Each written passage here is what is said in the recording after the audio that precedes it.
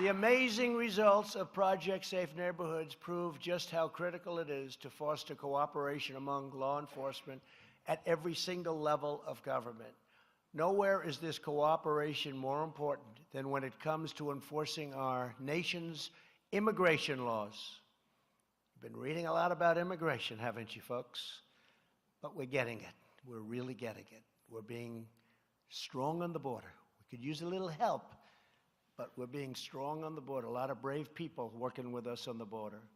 Every day, our brave ICE officers are working with the state and local partners to get some of the world's most violent criminals off our streets, and we get them the hell out of our country. We get them out. Since I took office, ICE agents have arrested over 235,000 aliens with criminal records. Think of that, 235,000. And then you have a lot on the Democrat side. They're saying, we don't want to respect ICE. We want to get rid of ICE. We're not getting rid of ICE. They're going to be with us. They're heroes. They're heroes.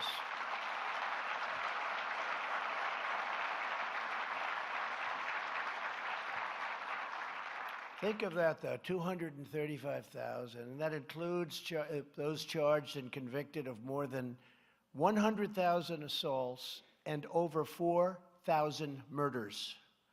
Last year alone, ICE and Border Patrol seized more than 2.8 million pounds of illicit narcotics, and we have quadrupled the seizures of fentanyl. And now with our new deal with President Xi of China, maybe we won't even have to worry about that so much. I think you're going to see that coming down at numbers that are pretty unbelievable.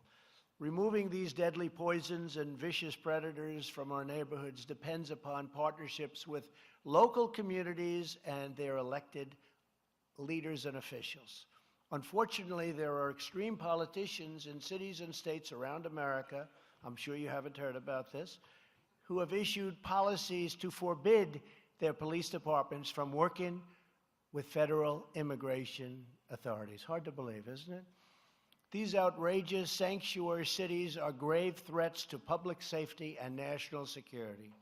Each year, sanctuary cities release thousands of known criminal aliens from their custody and right back into the community. So they put them in and they have them and they let them go, and drives you people a little bit crazy, doesn't it, huh? But it's changing. It's all changing. You look at what's going on in California, many people are demanding that they not be a part of a sanctuary city. They don't want sanctuary cities. It's happening by its own. American politicians should protect American citizens, not criminal aliens. Not one more American life should be stolen because of radical politicians pursuing their open borders agenda. Nearly 100% of the heroin in our country comes across the southern border, killing 300 Americans at least a week. A week. According to the Council of Economic Advisors, this illegal heroin costs our country $238 billion in 2016 alone. Think of that. And we're talking about a wall for $20 billion, $15 billion. I could even do it cheaper if I have to. And it'll be better than anybody's ever seen a wall. Think of that.